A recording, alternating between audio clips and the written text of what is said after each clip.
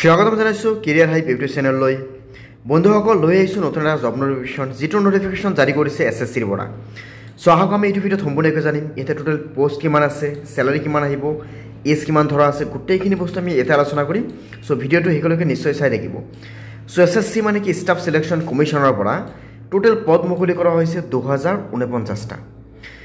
চ' এই 2049টা পোষ্টৰ বা হয়তো এই গোটেইখিনি পোষ্টৰ ভিতৰত কোনটো ডিপাৰ্টমেণ্টত কিমান কিমান ভেকেঞ্চি আছে আমি গোটেইখিনি বস্তু আলোচনা কৰিম। তো চাওক, পোনপ্ৰথমে ইয়াতে কি আছে ষ্টাফ চিলেকশ্যন কমিশ্যনৰ। ইয়াতে 2049 ভেকেঞ্চি আছে, যিটো আমি এপ্লাই কৰিম কি অনলাইনত আমি এপ্লাই কৰিম।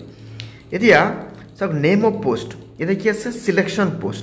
ইয়াতে টোটেল পোষ্ট কিমান আছে, ইয়াতে পোষ্ট আছে তোমাৰ গৈ কিনে ডাইৰেক্ট আমাৰ 2049টা বা আমি কি ক'ম 2049 ভেকেঞ্চিজ ইয়াতে দিয়া আছে।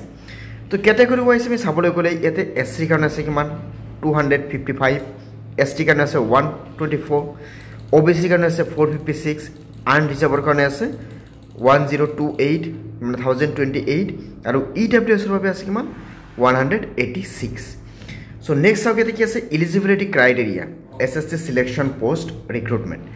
ইয়াতে এডুকেশ্যনৰ কোৱালিফিকেশ্যন আছে কি মেট্ৰিক লেভেল পোষ্টৰ ইয়াতে কি আছে 10th অৰ হায়াৰ ছেকেণ্ডাৰী কমপ্লিট কৰা হ'ব লাগিব যিকোনো এটা ৰিকগনাইজ বৰ্ডৰ পৰা।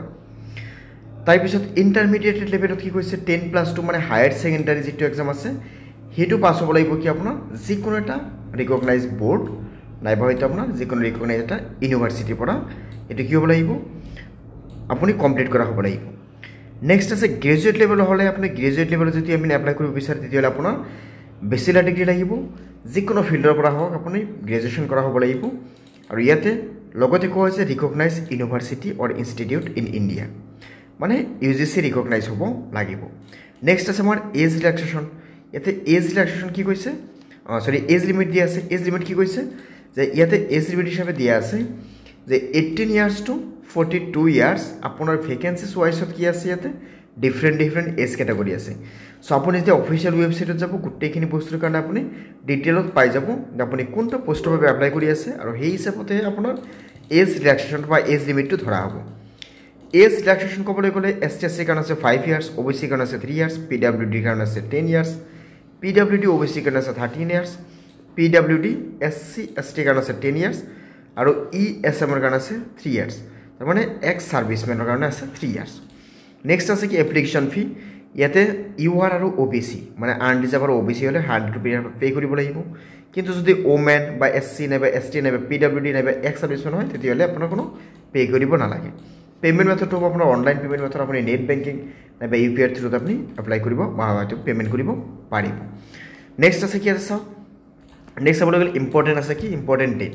এতিয়া ষ্টাৰ্টিং ডেট আমাৰ 26ৰ পৰা ষ্টাৰ্ট হৈছে, যাৰ লাষ্ট ডেট আছে কিমান আমাৰ 18th March 2024। আৰু ইয়াতে কি আছে যে ডেট অফ কম্পিউটাৰ বেছ এক্সামিনেশ্যন 6 to 8 এইটো কি হৈছে টেণ্টেটিভ বুলি কোৱা হৈছে। মানে আপুনি প্ৰথমে প্ৰিলিম কমপ্লিট কৰাৰ পিছত বা ফাৰ্ষ্ট ৰিটেন এক্সামটো কমপ্লিট কৰাৰ পিছতে আপোনাৰ কি কৰা হ'ব ইয়াতে CPT বা হয়তো কম্পিউটাৰ বেছিক যিটো টেষ্ট আছে সেইটো টেষ্টত আপোনাৰ কি কৰা হ'ব মাতা হ'ব। আৰু সেইটো মাতাৰ ডেট কিমান কোৱা হৈছে ইয়াতে 6 to 8 May টেণ্টেটিভলি ইয়াতে দিয়া আছে, মানে ইয়াৰ ভিতৰত হোৱাৰ চান্সেছ আছে।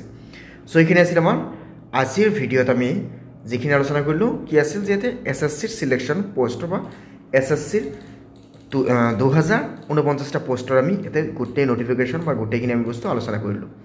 চ' এনেকুৱা ধৰণৰ আমি যিকোনো জব নটিফিকেশ্যন নাইবা হৈছে স্কলাৰশ্বিপ নাইবা চৰকাৰী আঁচনিৰ বিষয়ে আমাৰ এইটো ইউটিউব চেনেলত আমি সদায় আমি নটিফিকেশ্যন বা আপডেট আমি দি থাকোঁ। চ' আপোনালোকে নিশ্চয় আমাৰ চেনেলটো ছাবস্ক্ৰাইব কৰি ল'ব, লগতে বেল আইকনটো দবাই ল'ব। আমি আকৌ লগ পাম পৰৱৰ্তী ভিডিঅ'ত। ধন্যবাদ।